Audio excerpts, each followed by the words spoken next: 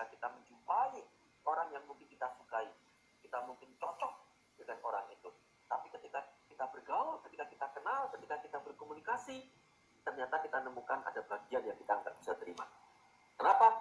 Bisa jadi mungkin dia ada kekurangan di satu sisi. Ya, itu normal. Semua orang pasti punya kelemahan, punya kekurangan, punya kesalahan, dan sebagainya.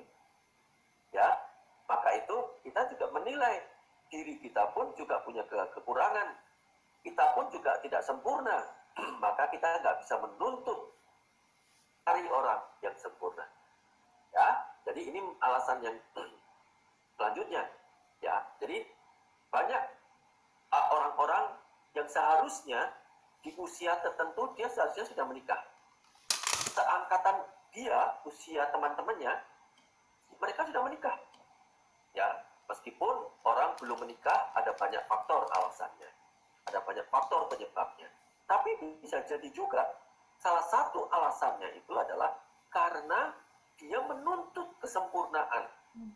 Ya, kalau dia temukan misalnya dia sudah cocok dengan orang seseorang begitu ya, sudah bisa cocok, tapi kemudian dia ada melihat sesuatu yang dia nggak bisa terima, lalu nggak suka.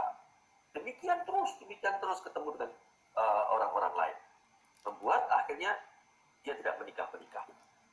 Ya, akhirnya karena nggak bisa ketemu, karena nggak ada orang sempurna. Ya. Nah, sekarang mengapa kita perlu mendapat teman hidup yang tepat? Ya, mengapa kita perlu mendapat teman hidup yang tepat?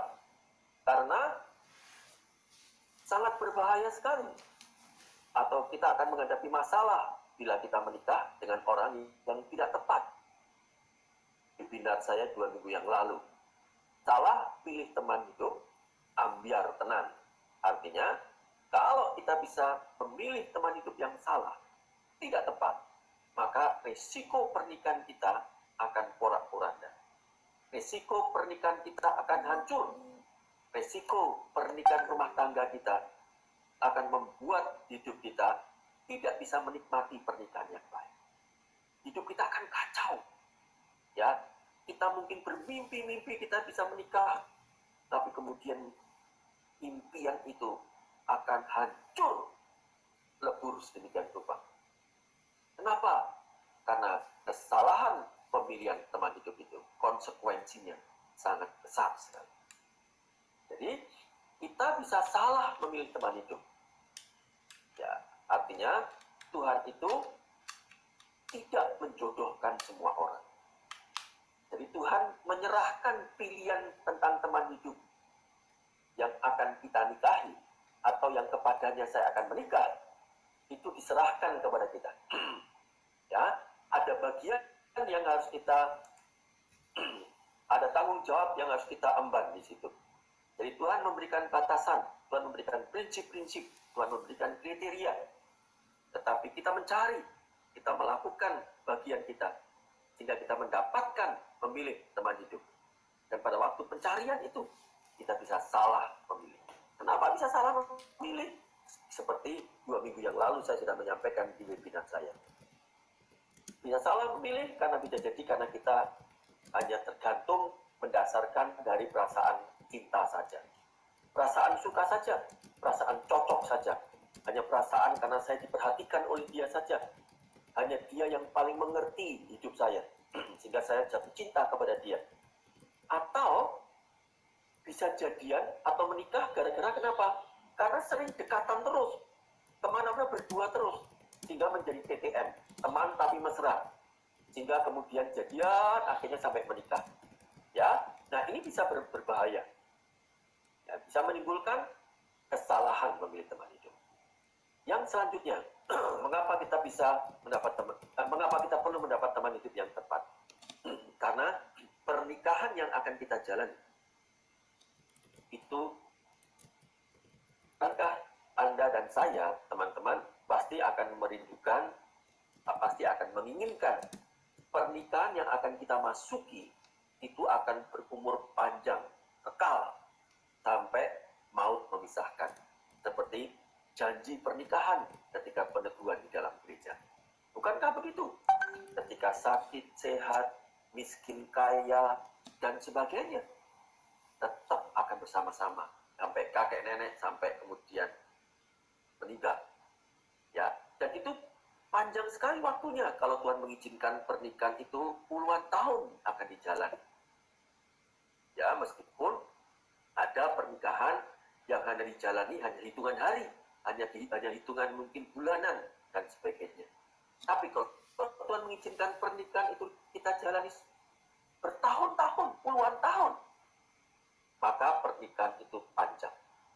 Nah, Anda bisa bayangkan kalau seandainya pernikahan yang akan Anda jalani itu usianya begitu panjang, usianya puluhan tahun, dan Anda mendapat teman hidup yang tidak tepat, Anda akan menanggung banyak masalah yang begitu panjang. Ya, dari bangun pagi sampai tidur lagi malam hari, Anda menjumpai orang yang bermasalah, Anda ketemu dengan banyak masalah karena orang itu sendiri adalah troublemaker, ya, dan berbagai macam kasus yang akan bisa muncul terjadi dalam pernikahan Anda. Ya, Anda bisa bayangkan bagaimana bisa bertahan. Teman-teman, pada saat kondisi COVID-19, pandemi ini, saya mendapatkan sharing begitu banyak dari rumah tangga yang kacau sekali. Jadi mereka nggak tahan, dikatakan suruh stay at home ketika mereka harus tinggal di rumah. Dan tinggal di rumahnya bukan sehari 2 hari, bukan seminggu 2 minggu, tapi bisa 2-3 bulan sekarang yang kita jalani ini.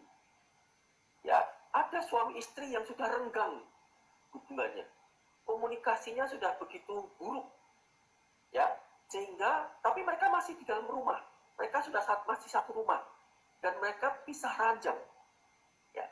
Dan sebelum pandemi, si suami kerja, istri kerja, ketemunya ketika pulang dan sudah capek, sama-sama capek, dan sudah malam hari ketika mereka ketemu, mungkin mereka nggak ngomong-ngomong atau hanya asal sekedar basa-basi.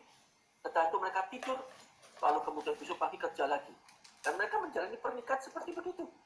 Tapi ketika masuk dalam pandemi, maka mereka dipaksa 24 jam tinggal di rumah, ketemu dengan orang yang dianggapnya sebagai orang asing, sebagai musuh dalam selimut, dan itu menimbulkan ketidaknyamanan, membuat mereka nggak tahan tinggal di rumah, dan mereka sudah menjerit-jerit, pengen keluar, pengen pergi, pengen cepat sekali harus dilonggarkan dan sebagainya. Ya, saya mendengar banyak sekali kasus-kasus begitu. Ya, kondisinya seperti itu. Yang selanjutnya, mengapa perlu mendapat teman hidup yang tepat? Karena apa? Ada masalah-masalah yang akan dihadapi. Entah masalah anak, masalah kesehatan, masalah ekonomi, ya, masalah pekerjaan di rumah yang harus dikerjakan, nyuci baju, setrika, ngepel, nyapu, memasak, dan sebagainya. Anda bisa bayangkan, kalau seandainya keribetan-keribetan di dalam rumah tangga itu, ya, dan Anda menanggung sendiri, dan pasangannya tidak mau peduli, dan pasangannya justru menambah masalah Anda, apa Anda nggak frustasi? Apa Anda tidak tertekan masalah? Anda bisa mati muda karena kesalahan hal itu, persoalan itu, ya. Dan ada banyak kemudian rumah tangga yang bercerai, ada banyak rumah tangga yang hancur, dan sebagainya. Ya, karena kesalahan pemilihan teman hidup. Maka itu perlu mendapat teman hidup yang tepat. Supaya apa? Supaya pernikahan Anda bisa nikmati dengan bahagia. Anda bisa menikmati dengan sukacita, menikmati pernikahan dengan indah. Anda bisa tidur nyenyak, Anda bisa makan dengan nyaman. Ya, Anda bisa bicara di rumah dengan nyaman. Ketika Anda kerja, pergi, Anda keluar rumah, Anda selalu merindukan pulang ke rumah. Di rumah adalah home sweet home. Ya, rumahku adalah surgaku. Ya, apakah Anda merindukan sedemikian itu? Maka itu salah satu syaratnya, dapatkan teman hidup yang tepat. Ya. Yang ketiga, mengapa perlu mendapat teman hidup yang tepat? Kenapa? Karena awal pernikahan itu dimulai saat pemilihan teman hidup. Jadi pernikahan itu bukan pada saat pemberkatan atau peneguhan di gereja. Bukan pada saat pesta pernikahan itu pernikahan dimulai. Tidak. Pernikahan itu diawali atau dimulai pada saat pemilihan teman hidup. Jadi ketika Anda memilih teman hidup, awal Anda membangun pernikahan Anda.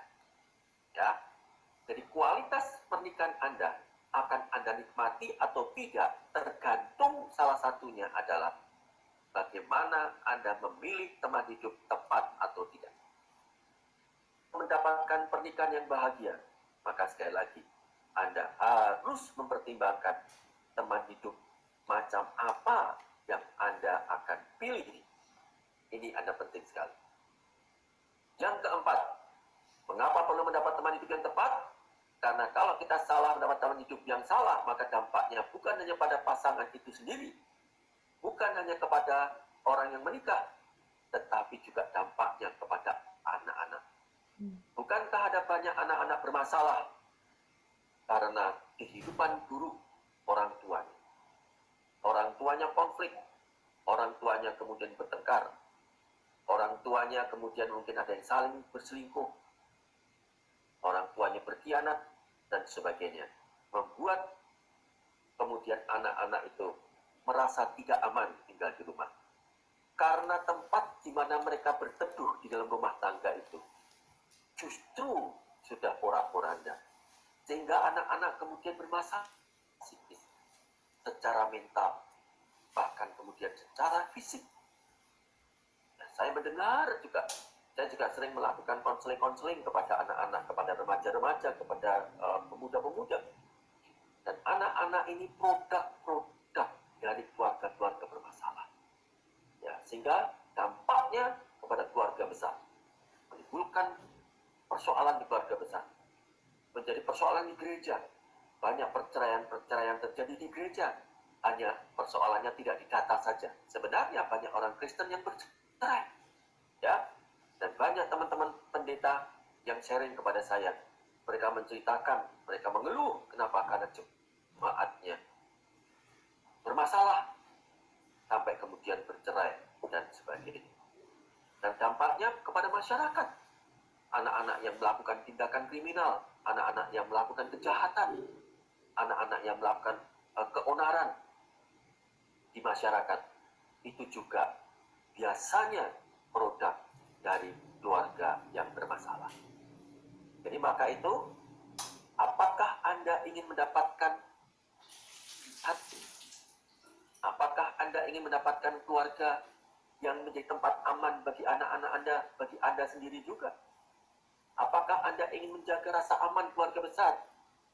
Anda ingin membuat masa depan baik bagi gereja dan masyarakat? Ingin memberi kontribusi kepada mereka? Maka pilihlah teman hidup yang tepat itu. Ya, jadi sekali lagi, jangan pernah Anda salah memilih teman hidup. Ya, mungkin ada pertanyaan begini. Ya, mungkin ada pertanyaan. Bagaimana saya bisa tahu tentang teman hidup yang tepat? Nah, justru nanti kita akan belajar di situ ya. Nah, jadi maka itu selamatkan pernikahan Anda sebelum pernikahan Anda dimulai. Jadi, selamatkan pernikahan Anda sebelum pernikahan Anda dimulai. Sebelum pesta pernikahan diadakan, sebelum peneguhan di gereja itu dilakukan, maka Anda harus menyelamatkan. Mulai dari mana? Mulai dari pemilihan teman hidup yang tepat. Nah, sekarang bagaimana mendapatkan teman hidup yang tepat itu? Bagaimana mendapatkan teman hidup yang tepat? Yang pertama adalah berdoa. Ya, Anda harus berdoa betul, melibatkan Tuhan betul sejak awal. Ya, karena Tuhan yang Maha Tahu, Dia yang Maha Kuasa. Dia yang menetapkan umat Tuhan harus menikah dengan orang macam apa. Meskipun Tuhan tidak akan mendidik Anda, meskipun Tuhan tidak memaksa Anda, meskipun Tuhan tidak akan menjodohkan Anda, tetapi Tuhan pasti mau memimpin Anda. Tuhan pasti akan memberitahu Anda batasan-batasan yang tidak boleh Anda langgar. Tuhan pasti akan menuntun tahap demi tahap sampai Anda menemukan teman hidup yang tepat itu. Anda ingat kasus Ruth sampai dia mendapatkan Boaz? Bagaimana dia dituntun Allah ya dengan pengalaman-pengalaman dari nasihat Naomi sampai kemudian menemukan Boaz. Tuhan menuntun, Tuhan memimpin proses pemilihan teman hidup. Ya, maka itu ikuti, terbuka, dan libatkan Tuhan. Yang kedua, Anda perlu membuat kriteria teman hidup yang tepat. Mungkin Anda bertanya begini, apa pentingnya membuat kriteria teman hidup? Ya, pasti otomatis semua orang punya kriteria ketika dia mau memikirkan atau mau mendapatkan pasangan atau teman hidup. Betul, ada orang pasti dia punya kriteria tentang calon teman hidup yang akan dia nikahi. Ya, tapi bisa saja ada orang nggak punya kriteria. Ya, pokoknya asal ketemu, cocok, langsung, mungkin begitu. Dia suka, orangnya mau, langsung jadian, mungkin begitu. Tetapi mungkin ada orang yang punya kriterianya itu sederhana sekali. Gitu ya.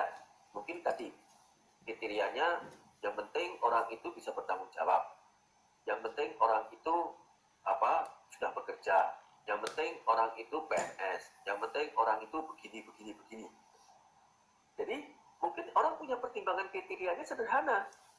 Ya, tetapi sebagai umat Tuhan atau sebagai anak Allah, kalau Anda merindukan pernikahan Anda, menikmati dengan sungguh-sungguh, dan Anda ingin mendapatkan pernikahan yang baik, Anda tidak cukup memiliki kriteria yang superficial seperti itu, atau kriteria yang hanya di permukaan saja, yang seperti orang pada umumnya, ya hanya ganteng, cantik, hanya kelihatan fisik dan tampilan luar saja. Banyak orang terkecoh hanya mendapatkan tampilan luar saja. Ya, maka itu Anda perlu mendapatkan atau menyusun kriteria yang lebih dalam, lebih esensi, ya, mungkin akan lebih rinci, akan lebih detail sedikit. Tetapi itu akan menyelamatkan pernikahan Anda. Jadi sekali lagi, buat kriteria teman hidup yang tepat. Ya, sedikit rumit di awal, tetapi pernikahan Anda nanti tidak akan rumit. Ya, lebih baik mana? Anda rumit di dalam pernikahan kelak, yang hitungannya panjang puluhan tahun, atau Anda pengen rumit sedikit, sebentar saja, ya mungkin agak sedikit mengulur waktu sejenak, waktu untuk mendapatkan teman hidup, ya, tapi menyelamatkan pernikahan Anda yang panjang itu.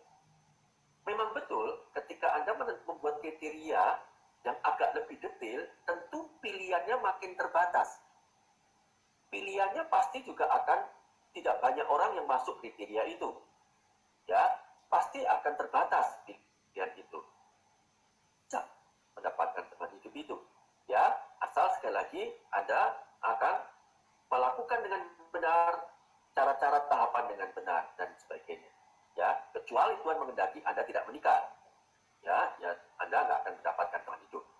Tapi kalau Tuhan menghendaki Anda menikah, atau Anda sendiri pengen menikah, Anda bisa mendapatkan teman hidup itu, meskipun mungkin agak lebih sabar, ya, karena kriteria yang Anda punya itu.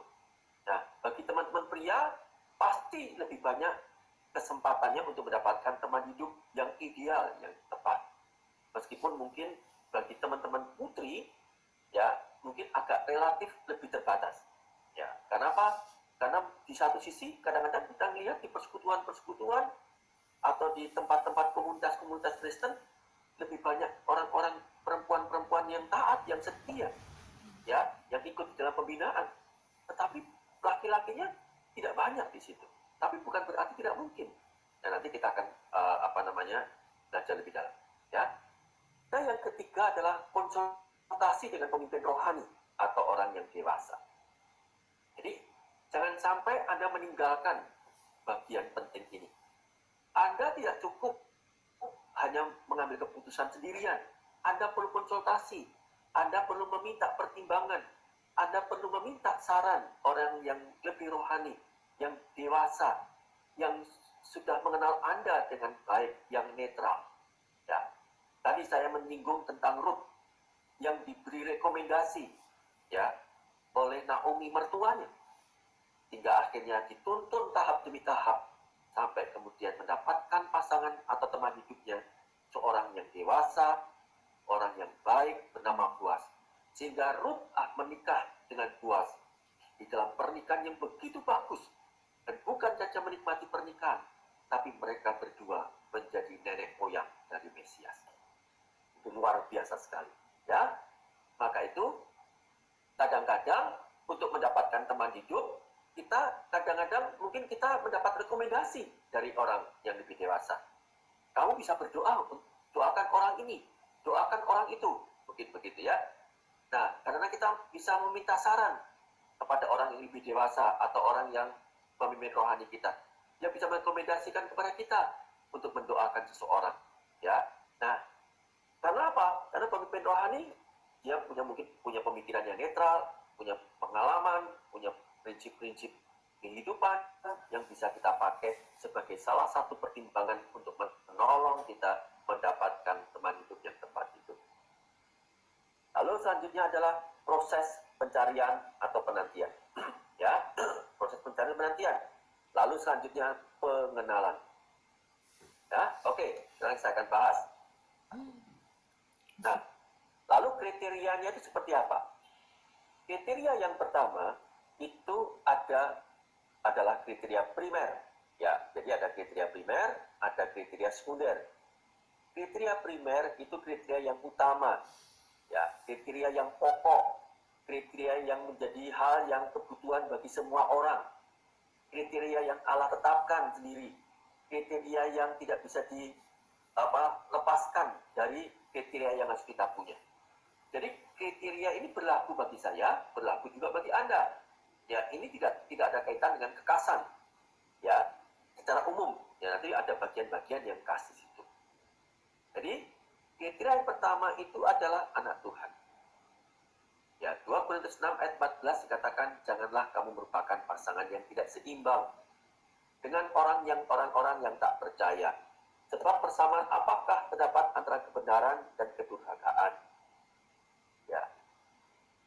Atau bagaimanakah terang dapat bersatu dengan gelap? Jadi Allah sendiri sudah menetapkan umat Tuhan itu tidak boleh merupakan pasangan yang tidak seimbang. Kalau seseorang itu menjadi orang percaya, kalau orang itu sudah bertobat menerima Tuhan Yesus, maka sebaiknya, maka seharusnya dia mendapatkan juga di dalam pernikahan anak Tuhan. Ya, dia harus mendapatkan anak Tuhan. Jadi tidak boleh dia mendapatkan orang yang bukan anak Tuhan. Ya, kenapa begitu? Karena di dalam Efesus pasal 2 ayat 1 ya sampai ke 5 di sini dikatakan, kamu dahulu sudah mati karena pelanggaran-pelanggaran dan dosa-dosamu. Kamu hidup di dalamnya karena kamu mengikuti jalan dunia ini. Karena kamu mentaati penguasa kerajaan angkasa, yaitu roh yang sekarang sedang bekerja di antara orang-orang durhaka. Sebenarnya dahulu kami semua juga terhitung di antara mereka. Bilang hawa nafsu daging dan menuruti kehendak daging dan pikiran kami yang jahat. Pada dasarnya kami adalah orang-orang yang harus dimurkai, sama seperti mereka yang lain. Tetapi Allah yang kaya dengan rahmat, oleh karena kasih-Nya yang besar yang dilimpahkannya kepada kita, telah menghidupkan kita bersama-sama dengan Kristus, sekalipun kita telah mati oleh kesalahan-kesalahan kita. Oleh kasih karunia kamu diselamatkan. Jadi perhatikan, ayat pertama dikatakan, kamu dahulu sudah mati karena pelanggaran-pelanggaran dan dosa-dosamu. Apa yang dimaksudkan dengan mati di situ? Tentu bukan mati secara jasmani. Yang dimaksudkan mati di situ adalah mati secara rohani. Rohnya mati. Manusia diciptakan Tuhan terdiri dari 3 bagian atau 3 unsur. Roh, jiwa, dan tubuh. Roh itu Tuhan ciptakan atau Tuhan berikan kepada manusia fungsinya atau kegunaannya supaya manusia itu bisa memahami Allah, supaya manusia itu bisa mengenal Allah, supaya manusia itu bisa bercakap-cakap dengan Allah, supaya manusia itu bisa berkomunikasi dengan Allah. Sehingga Allah memberikan satu bagian di dalam diri manusia itu, yaitu roh. Tanpa roh itu, maka manusia sama dengan binatang dan tumbuh-tumbuhan. yang hanya punya jiwa dan badan jasmani. Ya, tetapi manusia tidak. Manusia diberi roh sehingga dia bisa memahami Allah itu dan bisa mengenal Allah. Nah, karena dosa, maka roh itu mati. Jadi Anda bisa bayangkan, kalau roh itu mati, sehingga manusia tidak bisa mengenal Allah. Manusia tidak bisa berkomunikasi dengan Allah. Jadi Anda bisa melihat orang-orang yang rohnya masih mati, atau orang-orang ini dikuasai dosa sehingga membuat rohnya mati, maka tidak punya relasi yang dekat dengan Tuhan. Pasti mereka tidak punya komunikasi yang dekat dengan Tuhan. Kalau toh mereka berdoa, kalau toh mereka baca Alkitab, itu hanya kegiatan.